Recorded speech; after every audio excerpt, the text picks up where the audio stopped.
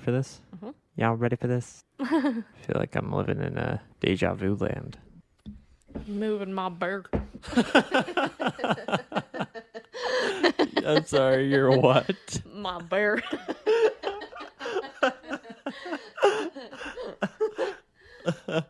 All right. Well, yeah, just so you don't spill it all over the place, don't make a mess. All right. You fuckers are asses.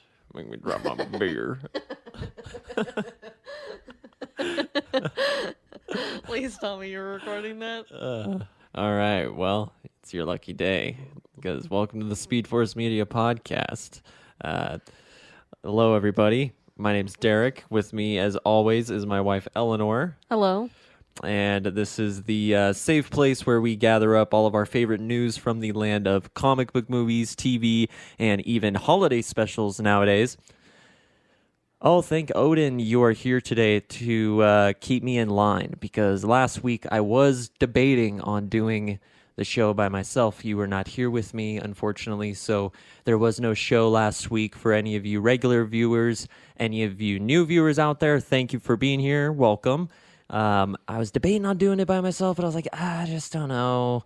I don't know if it'd be the same without Elinor. You tend to get a little wild and crazy by yourself, so I just go off on tangents and rambles, very ADD, and you keep me in check. You just snap me and whip me in the face, and you just say, hey, keep on track.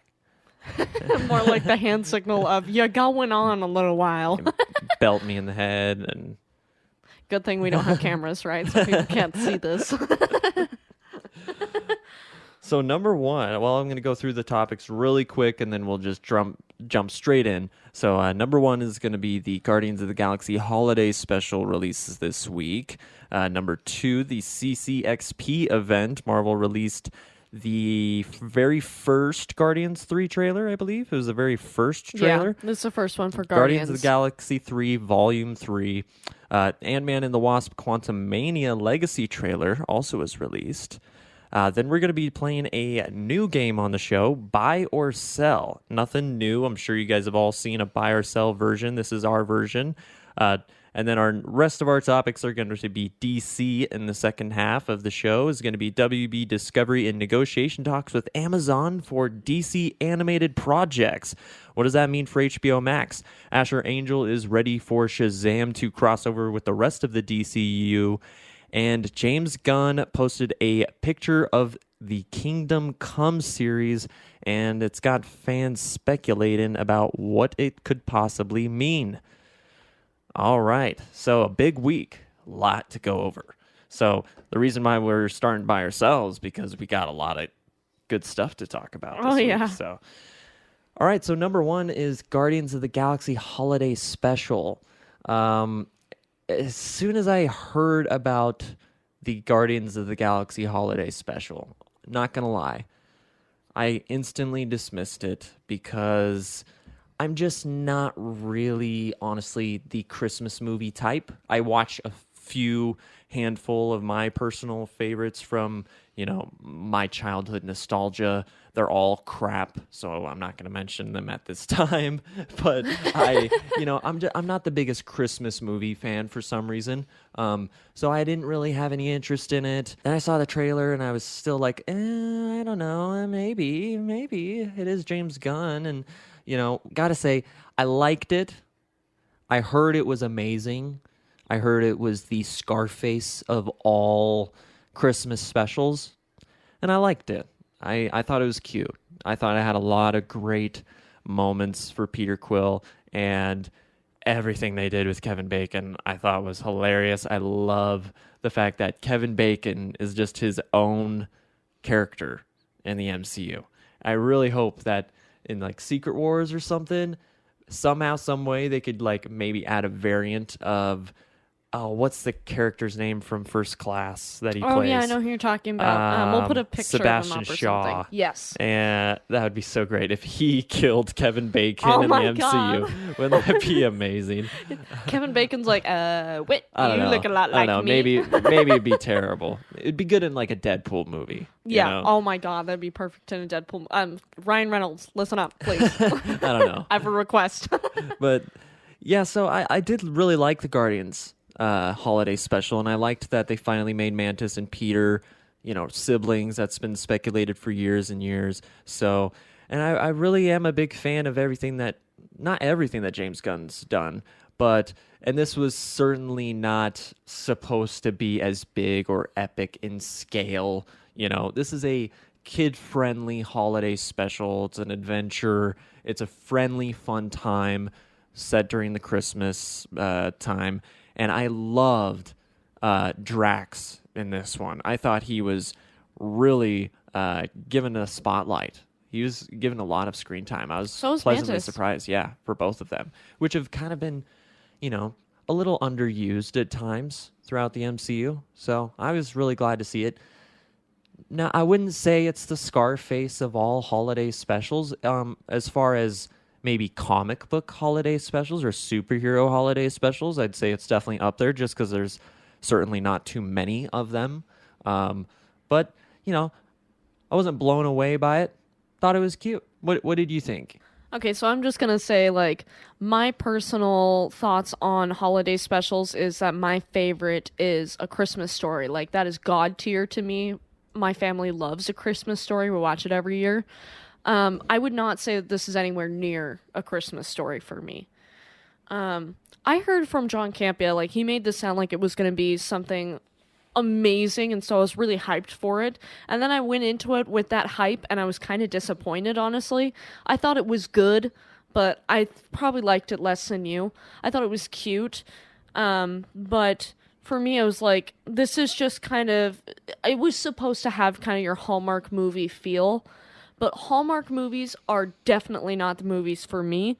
And so I just kind of found myself at part of the movie looking at my phone and going, when is this going to be over? And that's not a good thing to think when you're looking. And I do like Christmas movies. I have quite a few Christmas movies I like. So most of them are the older claymation ones, like, Frosty the Snowman. Yeah, like classic. Those ones, yeah. Gotcha. Like Rudolph the Red-Nosed Reindeer, all those classic ones. A Year Without a Santa Claus. But I mean, so for me, I was like, if I had to give it a scale of 1 to 10, I'd probably say 6.5, maybe a 7 if I'm feeling rather generous. So still positive. Still definitely thumbs up. positive. Yeah, definitely like on a Jeremy Johns scale, like good time, no alcohol required. For sure. Like definitely a good time. But I would say for me, like I just was with how John Campea hyped this. Maybe it was my fault for watching John Campea before going into this. You gotta leave your expectations at the door. I know, I didn't do what he said. I totally was like, took John's expectations in the door with me, and that was kind of my fault going into it. But, I was just like, I do agree with some of his opinions. So I was like, maybe he's right about this, and I should be a little more hyped for it. And then when I went into it, I was like, I'm a wee bit disappointed. But I still liked it and thought it was cute. As a holiday special. Yeah, and Right. I did really enjoy Kevin Bacon. I spoiler alert for anyone, like I'm about to discuss something that is in the special. So if you haven't seen it, maybe skip ahead like 15 seconds. But It's nothing major to the MCU canon, right. When Kevin Bacon came out of the box and Mantis took her powers off of him, and he freaked the fuck out, and he was like, so good. Don't run away, okay? And he's like, I'm not gonna run away. And then as soon as they let him go, he takes off. I'm like, that's exactly what I would fucking do too. That's hysterical. I love it. I will say though, towards the end where like they actually get to enjoy a Christmas, it's the fairy tale Christmas ending. It's very heartwarming. They're introduced to the idea of Christmas, and Kevin Bacon's like, hey, I'll see you at Easter. I absolutely love him. But the big thing for me, first of all, we didn't get much Groot or Nebula as I much would have liked. No Gamora, right? We didn't see Gamora at all. Okay. I loved the dog. Can't remember the dog's name. Oh my god, the talking golden retriever was the best. The biggest thing was Rocket getting Bucky's arm. I had to look it up afterward. But I was like, okay, but is that Bucky's actual arm, or did Nebula go and get it? Like go and get like a clone of it or something? But James Gunn confirmed. He's like, no, guys, yeah, Nebula with the technology from an alien species could beat a human. Which Oh, is so like, she probably just went and ripped his arm off, no, and then literally, Bucky's that's gonna have to exactly get what a he's new saying. arm. That's exactly what he's saying. He's probably going to get it back. You know, it's not Either going to that, be. or he is like Rocket's gonna be like, "Look at my arm I have," and then he's gonna be like, "I have a new arm that is even better than the old arm. Look at this sweet ass arm." For any of you that didn't remember, because I don't think Elinor remembered at the time, No, I or looked at you and I was like, "Why the fuck did he get an arm for Christmas?" I'm 'cause that confused scene and in- disturbed. yeah, that scene in Infinity War where they're all fighting in the end. Rocket and Bucky are fighting together, and he says, "Oh, how much for the gun?" And Bucky's like, "Not for sale." And he's like, "How much for the arm?" And he walks away. He's like, "Nope." He's like, "Oh, I'm gonna get that arm," and he finally freaking got it. So that was the greatest part of that for me. But what do you guys think about the Guardians of the Galaxy Holiday Special? Were you disappointed with it at all? Did it live up to your expectations? I didn't really have much expectations because it's just a holiday special, you know. But like I said, there was a lot of hype going into it, so I could see why Elinor and other people would be also disappointed with it. But moving on to the CCXP event. Now, I believe this is a Comic-Con event in Brazil. I could be totally dead wrong, but If you know exactly what it is, please let us know down in the I comments. tried looking up the exact abbreviation for it, and I found like 100 different things. So the CCXP event, Marvel released a couple of different trailers. We got a couple of different stuff coming out of there from other studios as well. Looked like Transformers got a trailer. Indiana Jones 5 got a trailer. But this one we're going to be talking about is the Guardians of the Galaxy Volume 3 trailer. Now, I remember when I heard they were making the first Guardians of the Galaxy movie. And honestly, as a DC fanboy at the time, I was so pissed because I was like, okay, Marvel can do a Thor movie, they can do 2 Thor movies, they can do 3 Iron Man movies, Guardians of the Galaxy, they're going to be doing Ant-Man, but Warner Brothers has had a Flash movie in development since 1988, and we can't get one Flash movie, but Marvel can put out 100 X-Men and all this, all that. So I just instantly was like, I don't want to see Guardians of the Galaxy. Who cares about a talking tree and a talking raccoon on a One might spaceship? say you were jaded. I was so jaded, damn it. And then I saw the movie, and I wasn't familiar with anything James Gunn had done. And, you know, it's still not in my top 10 MCU movies. Fair enough. Pretty close, though. Both of them. I loved At least both in the of top them. 20. Right? Yeah, definitely in the top 20 MCU Maybe movies, even for in the sure. top 100. Maybe.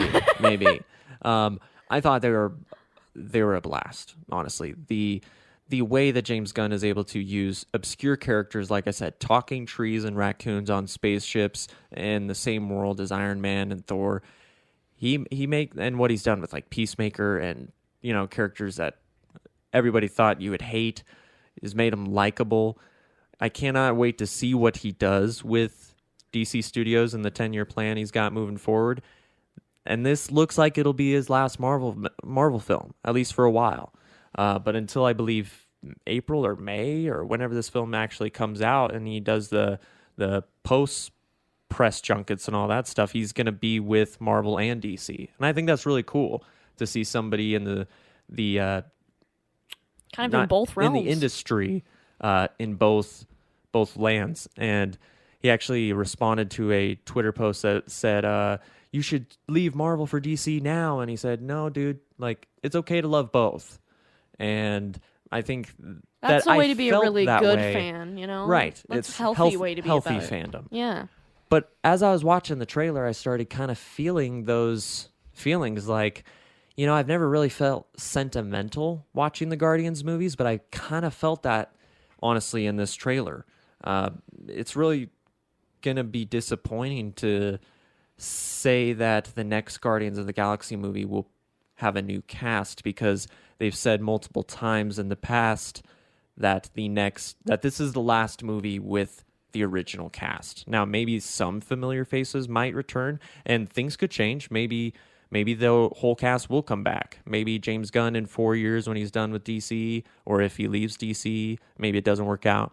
he'll do Guardians 4 and everybody will come back. But moving forward, I think it's going to be a loss for the MCU. Whether you like Guardians of the Galaxy or not, I think you can say at least that it's a big IP for them. Right. And so the loss of that IP is kind of going to be damaging. But those are all of my feelings while watching the trailer. I know it's kind of all over the place, but I really liked it and I'm really excited. But what do you think, Elinor? Oh, man. I mean, I'm going to try to be as, as nice as possible, but Guardians just isn't for me. I just have never really been pulled toward them. Even when I saw them in, like, Endgame and Infinity War, I was just like, Rocket's funny to me, but everyone else just doesn't really appeal to me. Like, I don't know what it is, and maybe that's why I also didn't enjoy the holiday special as much, is just because I'm not emotionally invested in these characters. And so for me, and I'm just going to be totally honest with everyone, I've never seen the Guardians of the Galaxy movies all the way through. Wow. I've seen bits and pieces. I'm kind of a DC fangirl too, so I mean, there's that. And I'm always, I'm open to watching them, and I definitely do want to see the new Guardians of the Galaxy movie. But for me, the trailer, and maybe it's just because trailers don't always appeal to me either. Sometimes, like, trailers, I'll watch it and be like, that looks like garbage, and then I go see it, and I'm like, that was amazing. But for me, the trailer just... And it is the first trailer, I believe, too, Right. so I don't think you're going to have the whole story, but... It just felt almost identical to Love and Thunder's trailer. And so it just kind of like, maybe the trailers are just feeling boring to me. Tone-wise, or... Yeah, and like, just the way the trailers were set up, the scenes they chose, it just felt very similar to me. And maybe that's just the way the trailer is. I think I just have more complaints about the trailer than the movie. Like, I think the movie seems interesting, but I just wish trailer companies would either change the way they're doing trailers, or, I don't know, let's come up with something fresh. Well, I think every studio has different, like, companies making trailers for them. I just remember, because I'm old as hell, like, when you would see trailers and it was like, coming this summer, and you had, like, an announcer and stuff. I remember I loved that shit as a kid. As cheesy as it was, I was like, oh, Well, yeah, I'm ready for the summer. I know what's happening. With Thor: Love and Thunder, though, the trailer was like, it wasn't ACD, was it Aerosmith? Or was it... Guns N' Roses. It was Guns N' Roses, sorry. That's what I meant, not Aerosmith, Jesus. And then with the Guardians 3 trailer, though, I felt like it was like almost sad, like epic kind of feel. It was 80s music, yeah, because they've always had 70s and 80s music. Was it 80s music? Yes. Oh. I definitely think it was. I couldn't recognize the band, but I remembered the song. Like, it sounds like something like when you're on a road trip with your dad, what they would hear on the radio, like that kind of music. And I'm like, I love classic rock music, so I'm good with this, but... It wasn't even the music or it was just the feeling I got from the trailer. The way the trailer was presented to me did not pique my interest in it. And that's just kind of been a thing for me lately with trailers. I think the last trailer that I was like, holy fuck, I'm hyped, was the Batman. And that's because they used Nirvana's music and I shit my pants a little bit. But I mean... If they were using Nirvana's music, maybe I'd be more appealed to it. But it's just like the way trailers are set up just feel very similar. Either they give too much in the movie away, and then I'm like, well, I just saw the whole damn movie in the trailer. Black Adam. And then there are other movies where I'm like, I didn't see enough of the goddamn movie in the trailer. I don't know what the fuck this is about. What is happening? So I don't know. Like, there's no way to please me, I guess is what I'm saying. But I would want to see this because I do like James Gunn's work. I do want to support his work and also want to see the final chapter on this. But I will want to go back and watch the first two, of course, before we watch it. So do you think watching the first two will change how you feel? Potentially it could, yeah. But so you were admitting that, at least. Like I said, I'm totally biased in the fact that I have not seen these movies. So me watching the trailer after not seeing them, of course I'd be like, yeah, who gives a shit, you know? I think it's really interesting to hear like the different perspective of somebody who hasn't somebody who hasn't watched the first two, to see the trailer for the final film, which, you know, this is also after James Gunn was fired by Marvel, and then He was kind Oh of yeah, on I the watched all market that for tea like happen on Twitter. yeah, he was on the market for like 10 minutes, and then Warner Brothers scooped him up, and then Marvel was like, oh shit, what have we done? And then they got him back, but he had to do the Suicide Squad first. So this movie's been a long time in the making. So with all of that said, I think it's really interesting that this is how you feel.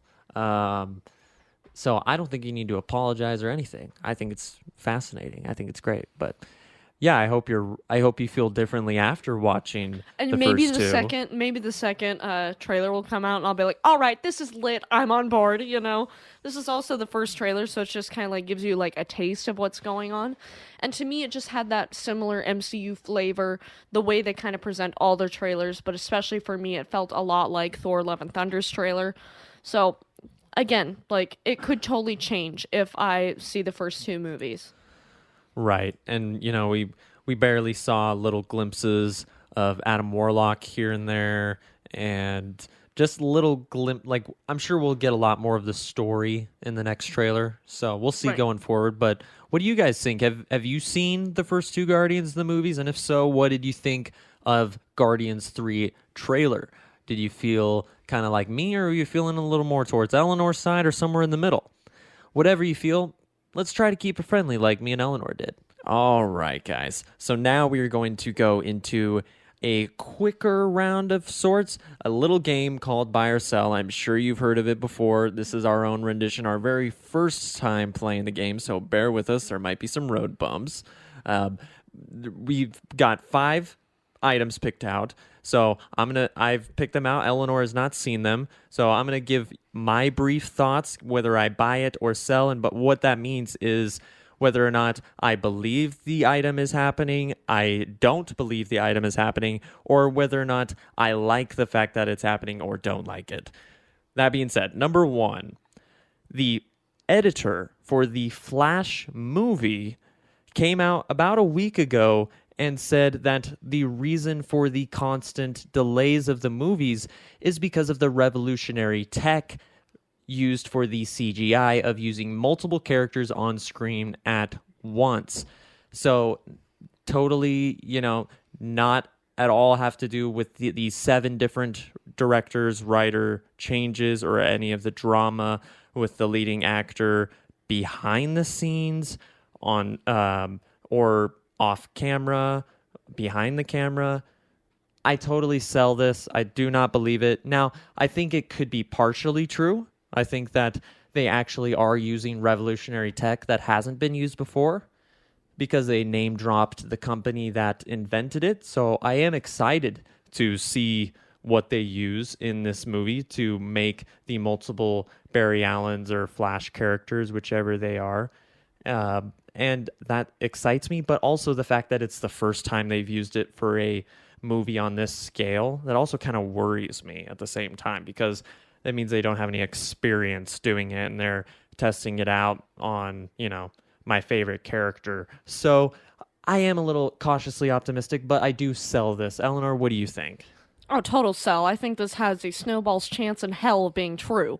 I mean, of course, I think there's like a 1% chance that, yes, like it's 1% of the problem of why this was delayed. Sure. But James Cameron came up with a new motion capture device for underwater and it didn't take that long. So, I mean, the real reason Avatar 2 probably took so long is because he was busy exploring the whole fucking ocean. But regardless of James Cameron, I don't think this is the reason why. There's so much shit that has been happening with Ezra Miller. I think that don't laugh at me. I think that's what the problem was. Like, they're like, no, it's technology. Total sell. Don't believe this at all. 100% don't believe this. All right. Well, you're definitely riding the line there on which side you're on. I definitely can't tell at all. Number 2, Vincent D'Onofrio's MCU Endgame for his character Wilson Fisk is fighting Spider-Man. In an interview, he mentioned characters like Spider-Man, Punisher, Daredevil, and he teased, "Oh, you guys have no idea what you got in wait for Daredevil Born Again. You have no idea what you're in store for. You will not want to stop watching. And the end game for my character is to be able to fight Punisher in the MCU, Daredevil, Spider-Man. When asked which Spider-Man and which characters out of those previously mentioned, which ones did he want to fight the most, his answer was all of them. So I'm not sure if he meant all of them as in he wants to fight Spider-Man, Punisher, and Daredevil, or if he meant all of them as well as all 3 Spider-Man, Andrew, Toby, Tom, all 3 at the same time. Buy or sell, do you think that it's going to happen, and would you want it to happen? Buy. Double buy. Double buy. Buy. It's going to happen. You want it to happen. Yes, absolutely. Especially if you put Tobey Maguire in there. Buy. Definitely want to buy. Because, I mean, can you imagine all 3 Spider-Man and Daredevil and Punisher all together trying to take him down, and then Vincent D'Onofrio just turning around like God tier, like, I will absolutely destroy you. That would be amazing. Oh, I'm just fantasizing about a movie to see that. Come on, please. I'm ready.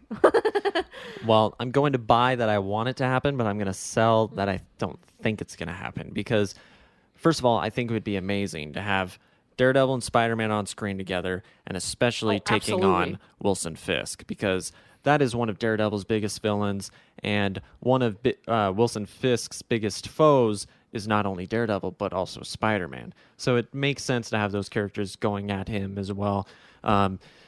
As far as it actually happening, whether I sell it because it also includes Punisher, Daredevil, Spider-Man, and potentially also Toby and Andrew. If we're going to see Toby and Andrew again, as much as I'd love to see especially Andrew's Spider-Man go up against a character like Wilson Fisk, where we've seen Andrew's character kind of go darker at times, Wilson Fisk would be his most iconic villain. I think that would be an amazing fit. I don't think it'll ever happen. And the same with Punisher. I don't think it's going to happen, at least for quite some time. I hope they do bring in the Punisher soon, but for now, gotta sell it. I could see why you say that, though, especially with the Bob Iger taking back over. Like, yeah, I don't know if Punisher would be in his itinerary. The one thing I will applaud Bob Chapek for doing is putting Logan, Deadpool, Deadpool 2, Daredevil, Punisher on Disney+. Because like HBO Max is now for the most part, and it's not going to be this way for long, and we'll talk about it soon. Disney Plus right now, you can go on and watch all Star Wars and pretty much all Marvel, other than Ben Affleck's Daredevil, which is on HBO for some reason. But pretty much all Star Wars, all Marvel, all Pixar, all Disney. Even the R-rated Marvel content, if you allow it through your settings and whatnot, right? And you can have a kid's profile where it's not allowed. I love that. But there was reports back in the day that Bob Iger is not a big fan of that, so who knows? And speaking of R-rated content, number 3, MCU's Blade gets a new writer and director. Now, this movie has gone through so many delays. I feel like we've been talking about Blade almost as long as we've been talking about Black Adam and The Flash. Whether it's been a movie in the MCU or out of the MCU, they've really been trying to get Blade off the ground for a really long time. And honestly, they have so much high caliber talent attached to this film currently, and they've had it attached in the past. Honestly, I'm going to just sell this because I don't trust the fact that they're going to keep this writer and director. I'm not going to even attempt to say the names because I am super just bad with all names of all kinds. I can attest to that. So, and I'm also really bad with directions, so I'm really just dumb. All right. The new writers and directors, I don't trust that they're gonna stay on board. So I'm gonna sell. Elinor, what about you?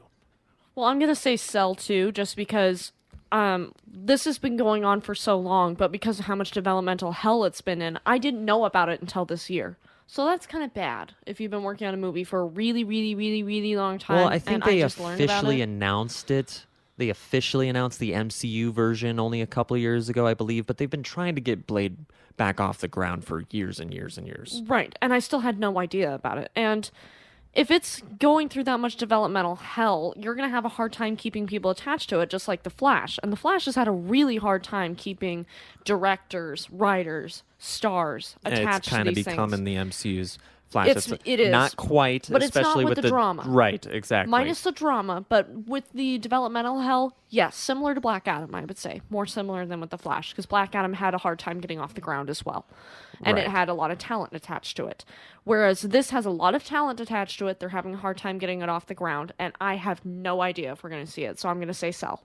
It's having creative drama, not legal drama. Right. Number 4 is going to be a little bit of a different one.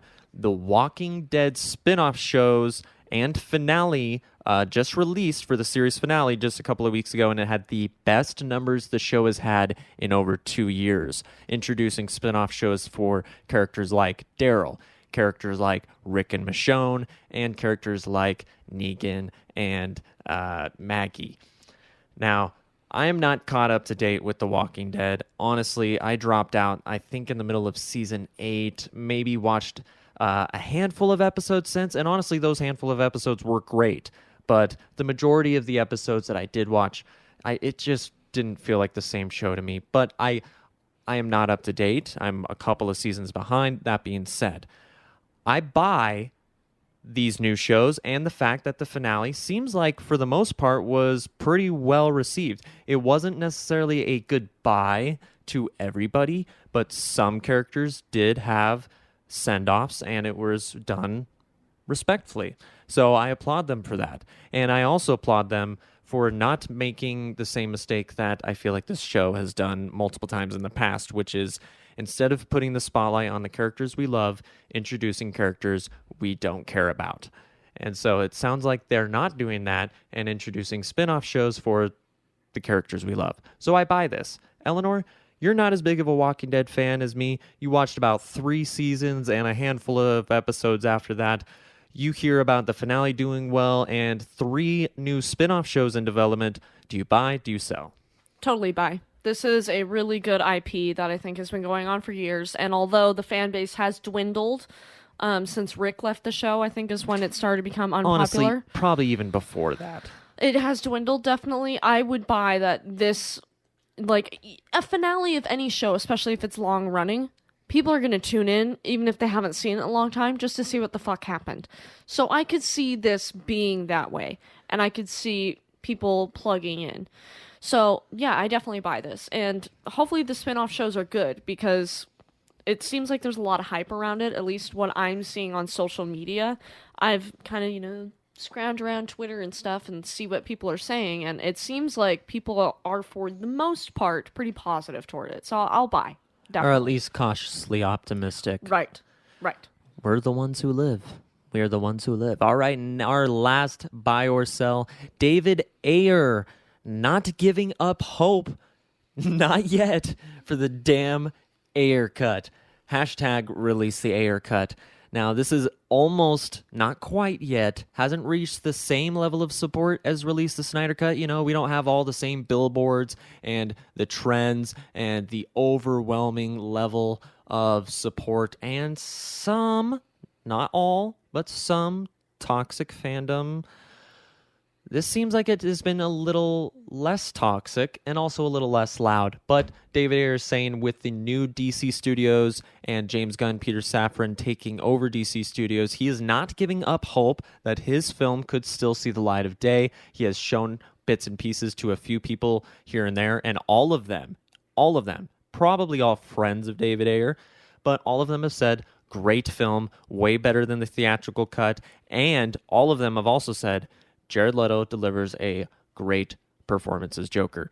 I buy that I want it to happen. I sell that it's not going to happen. I don't see James Gunn now being the show or guy in charge, or one of the 2 guys in charge of DC Studios, greenlighting a film like an Ayer cut, or David Ayer's Suicide Squad is probably something they would call it. When Zack Snyder's Justice League, although well-received by critics and overwhelming well-received by fans, didn't make them any money because they released it straight to HBO. They wouldn't have to do that with this movie. They could put it in theaters. I don't know if they'd want to, though, because The Suicide Squad, directed by James Gunn himself, didn't do well in theaters. But it was also released day and date, and there was the pandemic. So I'm going to have to, unfortunately, sell this. I want to see it. I just don't think we'll ever see it. I think it's on the shelf with Batgirl. 100% agree, unfortunately. I sell that I think it's going to happen. I buy that I want it to happen.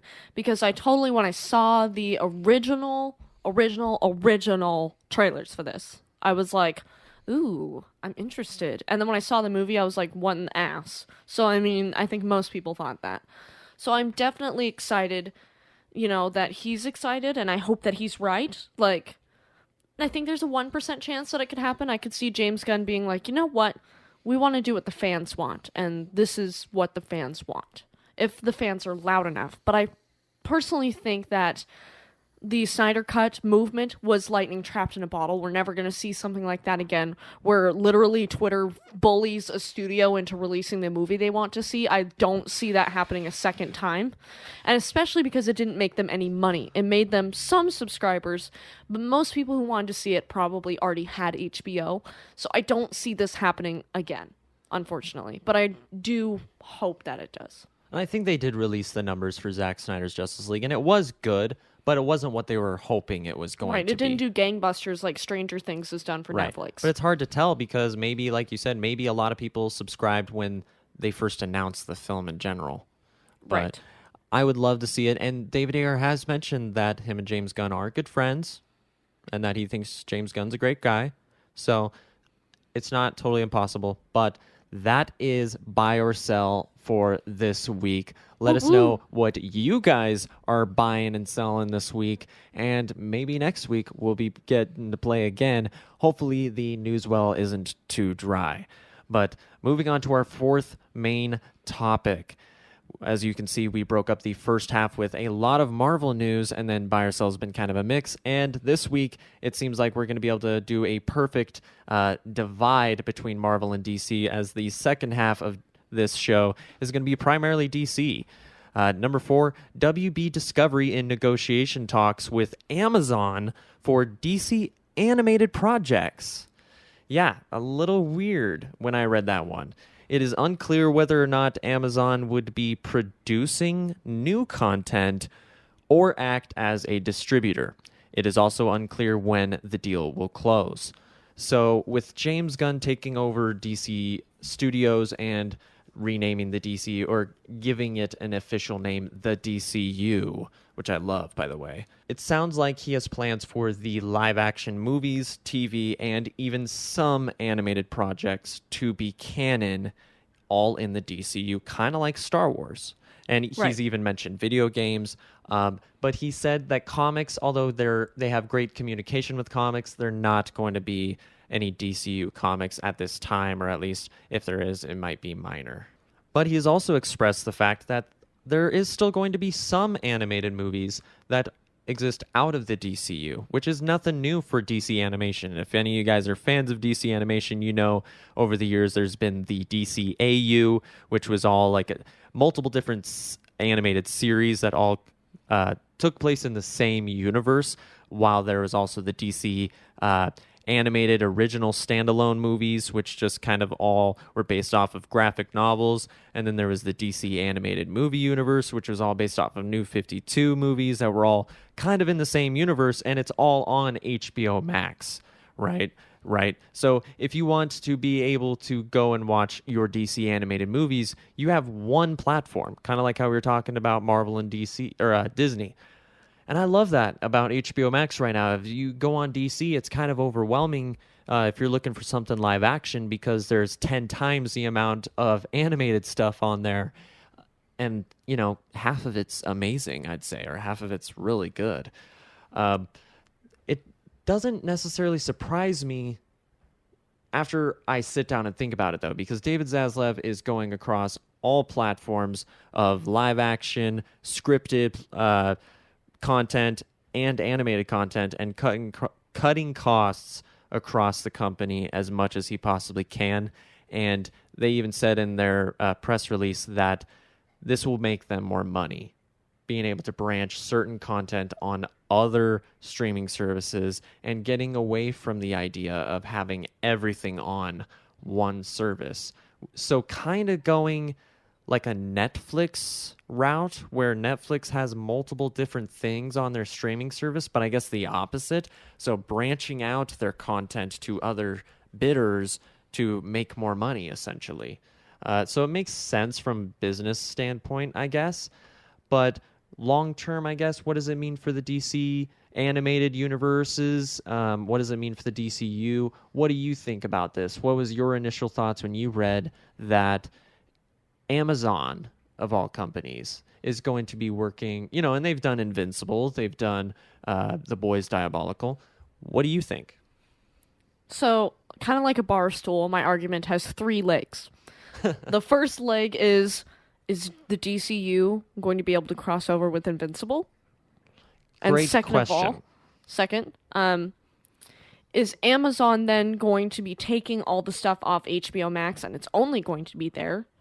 And for me, that's a problem because then instead of paying for just one streaming service and getting all of my DC stuff, then I'll have to pay for two.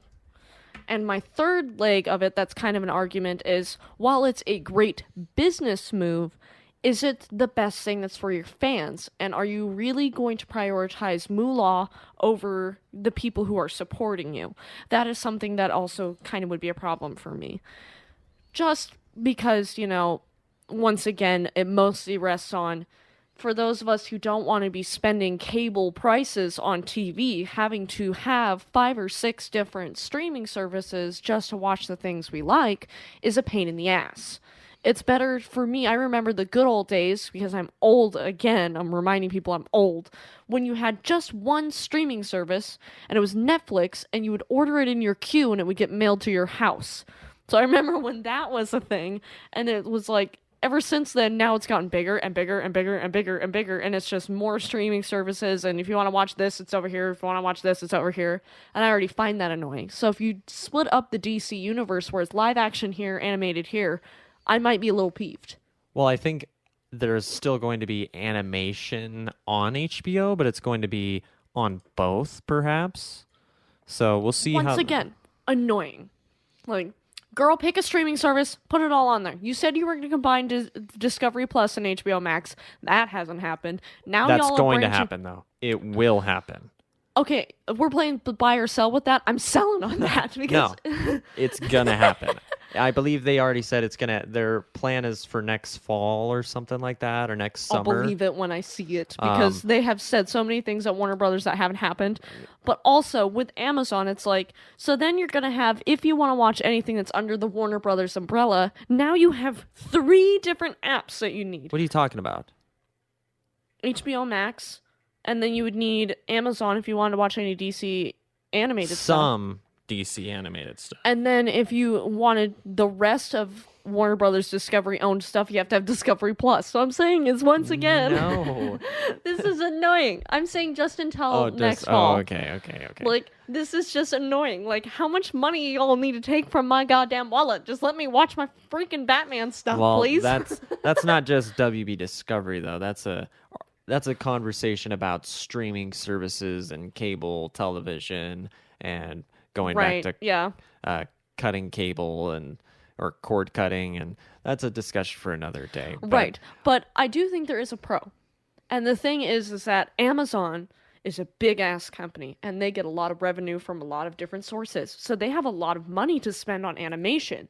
So if the animation studio does go over to Amazon, potentially we could see more projects, because maybe they have more money if they're the ones producing it. That's just saying if they're the ones who are producing it. Then it could be like Invincible and Diabolical and all that stuff. They have really big budgets for that, I feel like, because they're really well made. Yeah. So I feel like then it could be something like that. And that would be really cool to be able to see a lot more DC animated stuff because they have more money to do it. Because, Amazon also makes their money not just from Prime, but they make it from Amazon Music and selling all their stuff on the Amazon store. Like, be amazing. I cannot wait for Invincible Season 2. My God, it has been so long. And Robert Kirkman has actually commented on something you just mentioned, that the animation is very high budget, and it does take quite a long time for that type of animation to actually get produced. So, and with all of the setbacks and shortages of CGI workers, Visual effects workers. yeah, thank you. That's why that season 2 and 3 have been pushed back so far. So it's like, okay, that's another thing. You're not able to make your own shows. How many DC shows are you going to be able to make? But Ooh, that's a good point.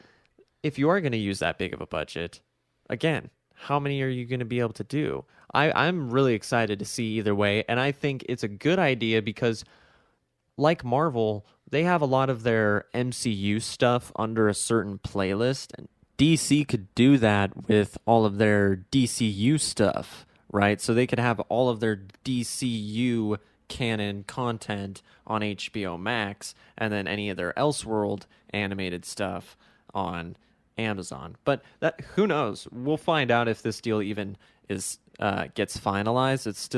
It's close, and then we'll get to know if it's going to be just a distribution platform, if Warner Brothers Animation is still going to be doing stuff all in-house, or if they're going to be licensing some animated DC characters, basically not licensing the characters, but allowing a studio to make some animated DC movies. That'll be very interesting to see, and to see where that studio takes those characters in what kind of direction, if it happens. But what do you guys think? Do you think that's going to happen?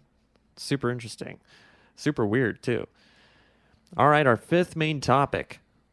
Asher Angel, the actor who plays Billy Batson. God damn, he's almost grown up now. He's practically a man at this point. But Asher Angel is ready for Shazam to cross over with the rest of the DCU. He also has been teasing a lot lately in the media, and maybe even kind of slipped up a tiny bit earlier this week. Earlier this week, he said how excited he was that James Gunn and Peter Safran would be taking charge of DC, and that some big special movies are coming, and that he couldn't wait for Shazam to cross over with the other DC superheroes. Now, yesterday he kind of backtracked, or maybe it was today, he kind of backtracked some of those comments in a new interview by basically saying that he basically said all of those same things, but made it sound like he was more unsure if those big crossovers were indeed happening. But I can't wait to see how Shazam is involved getting crossed over with these other characters, because we've been waiting to see, okay, we saw a Headless Superman, but we haven't seen Black Adam, we haven't seen Henry Cavill, Wonder Woman. Now we might be seeing Wonder Woman, who knows?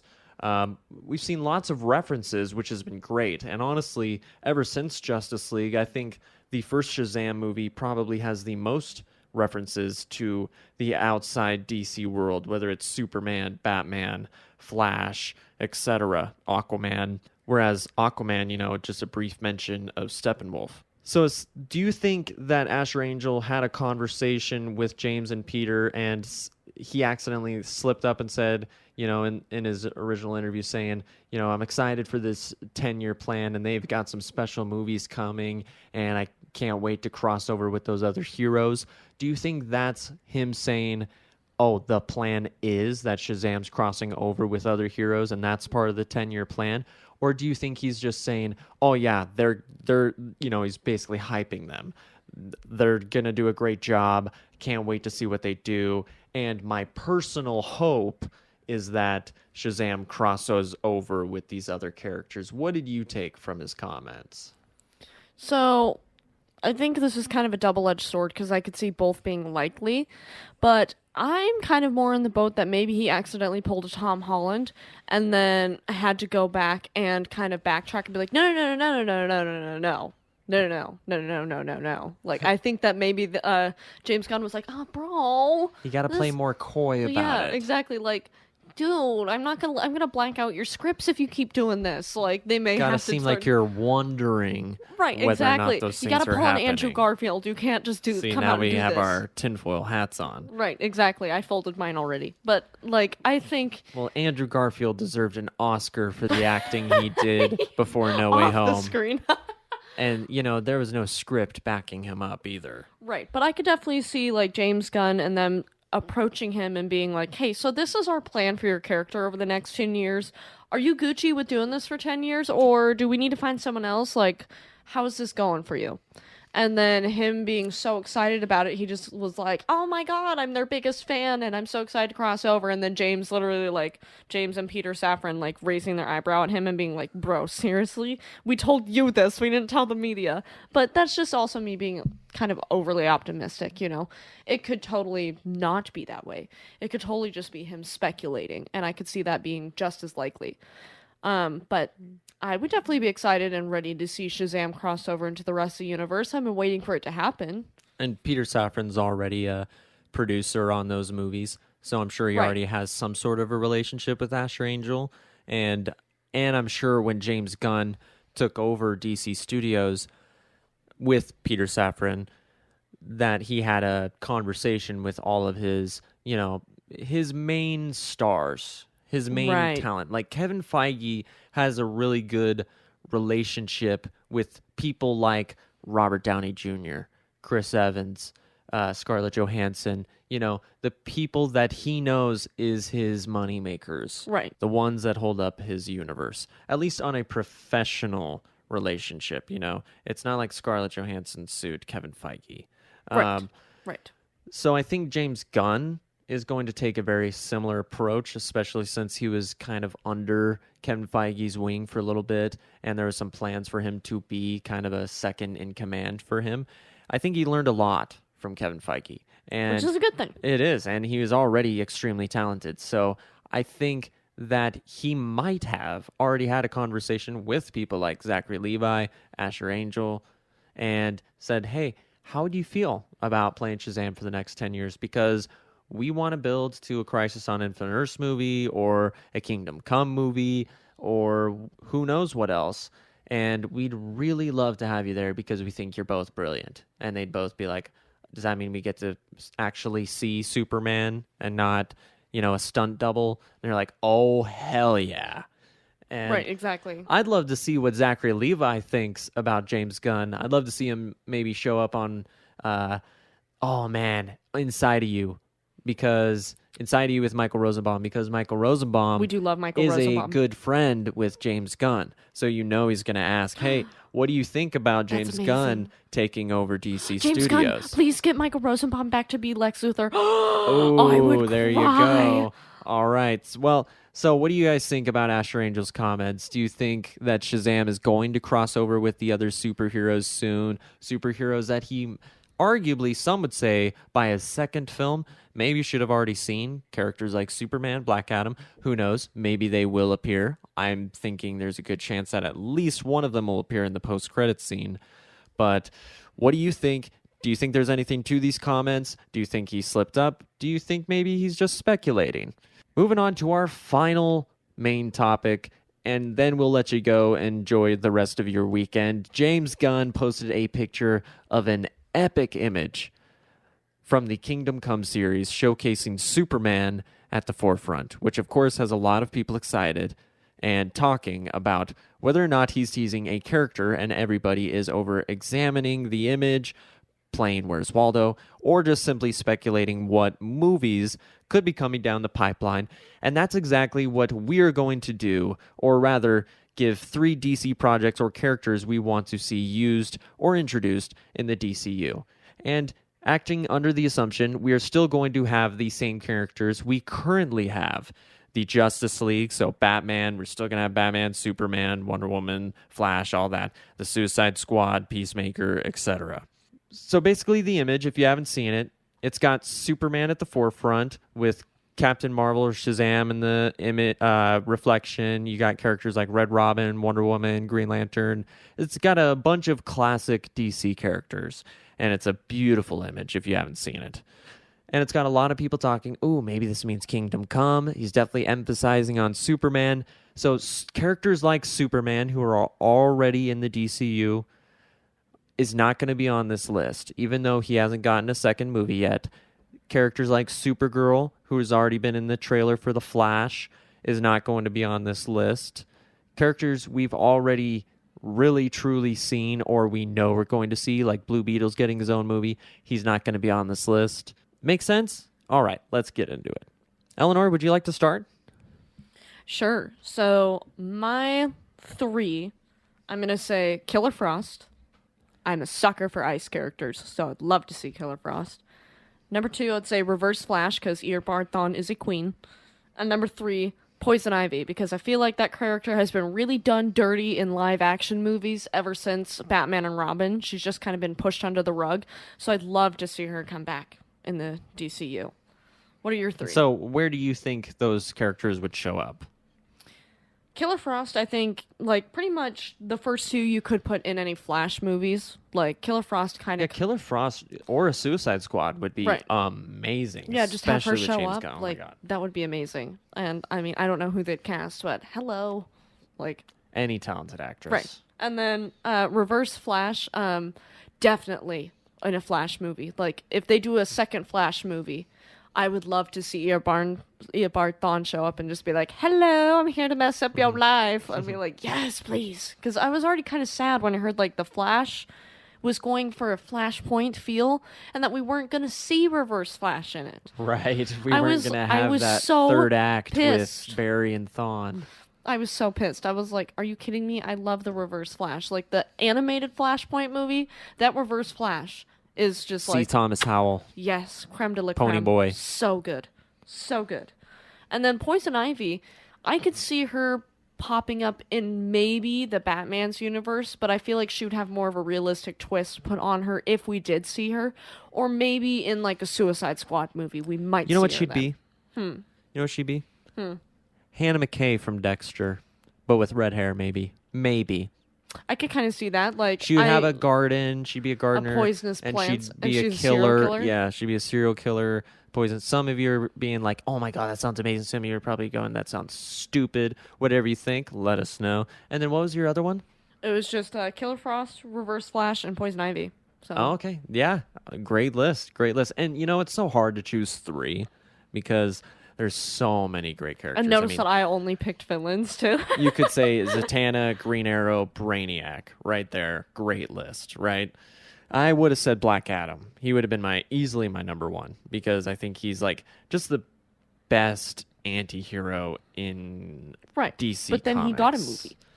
Then he got a movie, and he's definitely just the anti-hero. He doesn't seem like he's going for any sort of a villain vibe, and I Who kind knows? of like him better as Maybe a villain at times. as they go forward, they'll change that. Who Right. knows? Maybe, yeah, exactly. I did really like the movie still. It was enjoyable. But number 3, Jay Garrick. Now, it was really hard to not also put Wally West at my number 1. I was about to I say. wanted to put Wally West at my number 1 because I'm a huge Wally fan. And if you wanted to get away from the Barry Allen, Ezra Miller drama, you just rewrite the character.